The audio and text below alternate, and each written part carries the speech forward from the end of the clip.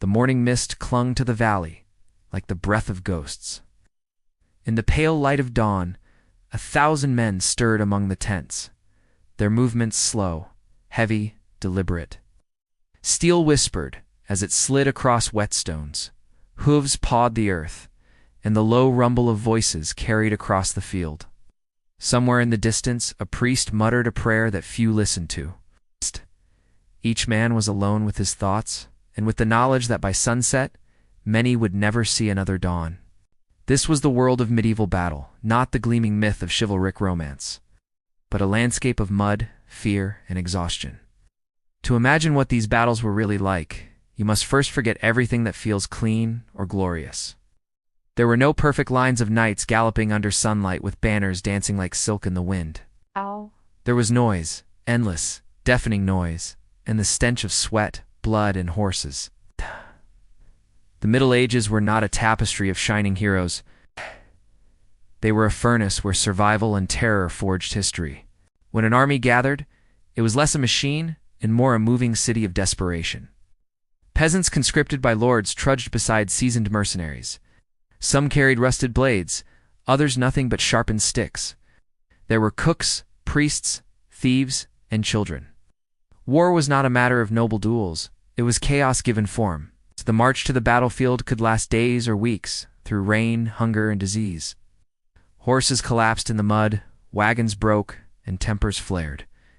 Yet when the banners were raised, every man looked up, seeking courage in colored cloth. Before the fighting began, there was a strange calm, the stillness of men who knew they were walking toward death.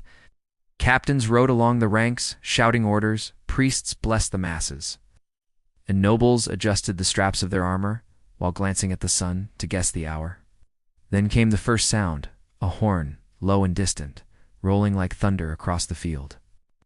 Men gripped their weapons tighter, breaths quickened, and hearts pounded. The ground began to vibrate beneath the weight of an army preparing to move.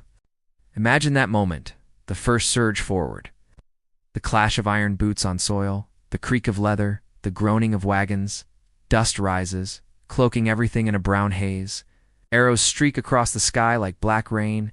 The sound of them cutting through air is a hiss, followed by the dull thud of impact. Somewhere a horse screams, high, human, terrible.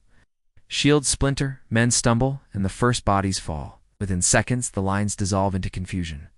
The elegant plans of generals vanish in the smoke, replaced by pure instinct, strike or die. A medieval battle was a contest of endurance as much as strength. Armor, though beautiful, was a prison of heat and weight. Under the summer sun, a knight could suffocate inside his own steel shell. Breathing grew labored, vision clouded with sweat. If he fell, it was almost impossible to rise again without help. Many suffocated in the mud, crushed beneath the boots of those still fighting. For the common soldier, things were worse. Little armor, no protection, only hope and panic. The battlefield became a slaughterhouse of limbs and mud. But war was not always about brute strength. Strategy, terrain, and timing could decide the fate of empires. At the Battle of Bouvines in 1214, the French king Philip II faced a coalition twice his size. The Flemish knights, drunk on pride, charged too far ahead, leaving their flanks exposed. The French counterattacked, striking like a hammer through fog and confusion. The enemy collapsed under their own momentum. Victory was not about courage that day, it was about discipline and control. In medieval warfare, the calm mind often outlived the brave heart. 100 years later, at Crécy in 1346, another lesson unfolded in blood and mud. The English longbowmen stood on a slope, silent as the rain began to fall. Across the valley, the French army glittered. Thousands of knights, banners bright, armor shining. When they charged, the ground turned to sludge beneath them. Arrows darkened the sky, horses screamed and fell. Men drowned in the mud under the weight of their own comrades. It was not strength that won Crécy, but patience, preparation, and the deadly rhythm of archers who never missed a beat. To stand in the midst of such chaos was to lose all sense of time. Minutes stretched into eternities. The roar of battle swallowed every thought. You could not hear the orders of your commander. You could barely see the enemy's face. Sometimes it was not the blade that killed, but fear. The smell of blood mixed with sweat and waste, the slippery ground beneath your feet, the terror of realizing that the man beside you, your friend, was gone. There was no music, no glory, no romance, only the relentless drum of death beating faster than any heart. And yet within that horror, moments of strange courage bloomed. A peasant might lift a fallen banner and rally his comrades. A knight bleeding from a dozen wounds might still drag himself toward the enemy, determined to fall with sword in hand. Even in despair, men clung to something: pride, faith, vengeance. Medieval battles revealed not only cruelty, but the stubborn spark of human will. When the fighting ended, there was no celebration, only silence, heavy and unnatural. The moans of the dying replaced the clash of steel.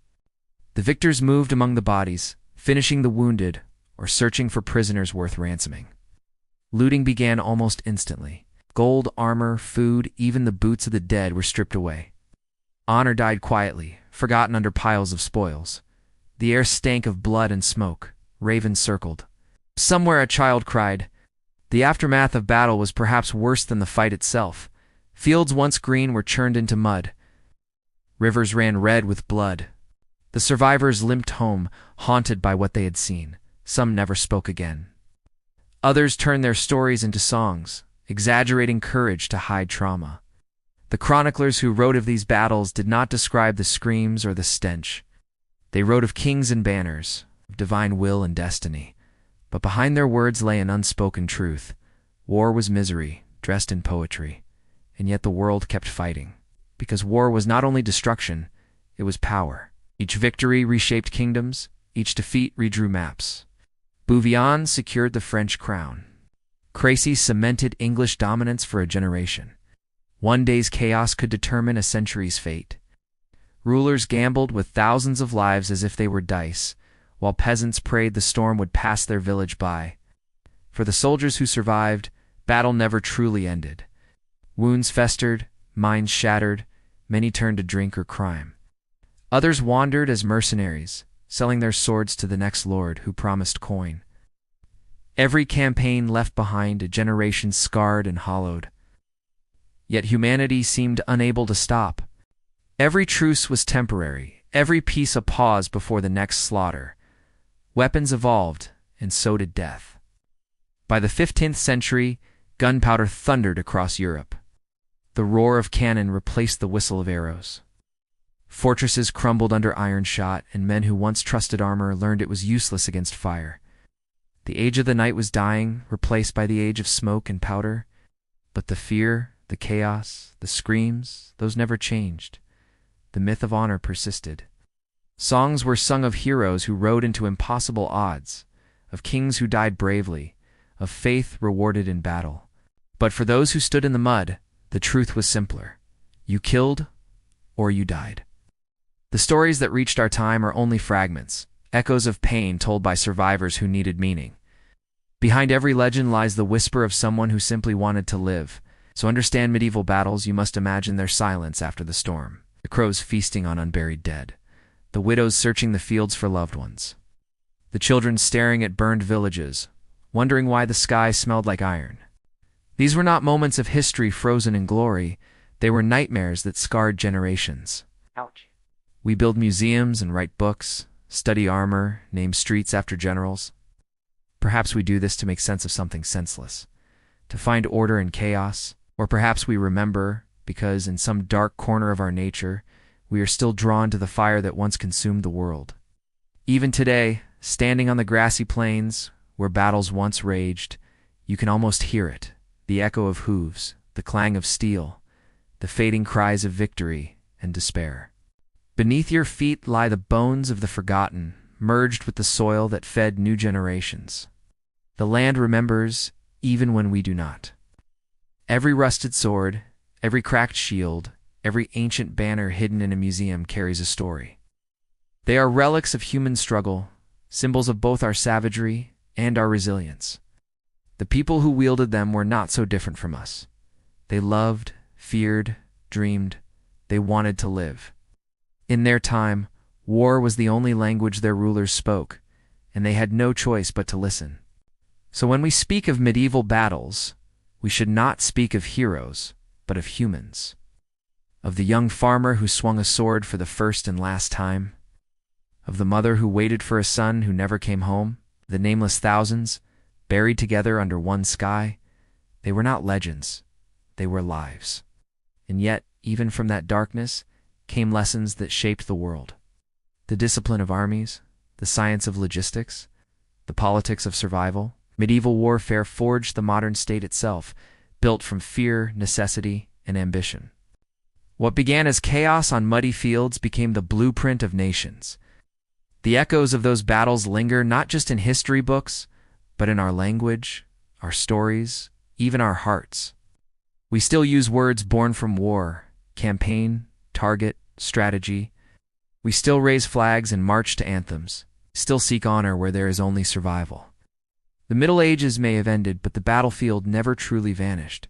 It merely changed its form. And yet, amid all the cruelty, there was beauty, not of blood, but of endurance. The sight of dawn breaking over an empty field after the storm. The simple act of a soldier helping his wounded comrade.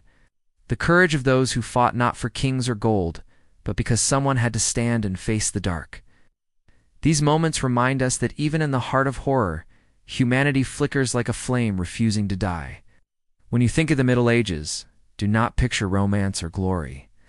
Picture a world where life was fragile, where courage and fear walked hand in hand, and where every battle was a storm no one wished for. Picture the faces tired, grim, covered in mud, and know that behind every clash of swords was a heartbeat, terrified yet defiant. That is what medieval battles were really like. Not songs, not legends, but the raw truth of human endurance. They were mirrors held to our deepest instincts. Our hunger for power, our fear of death, our desperate will to survive. So, if you ever stand in a field where history bled into the earth, close your eyes. Listen. You may still hear the faint echoes, the whisper of armor, the cry of the lost, the heartbeat of 1,000 forgotten souls. The past does not vanish. It only waits. And through the mists of time, it still calls to us, not in words, but in whispers. This was Whispers of Lost World. Subscribe, share, and join us as we continue to uncover the forgotten truths buried beneath centuries of silence. For history is never dead, it only sleeps, waiting for those who dare to listen.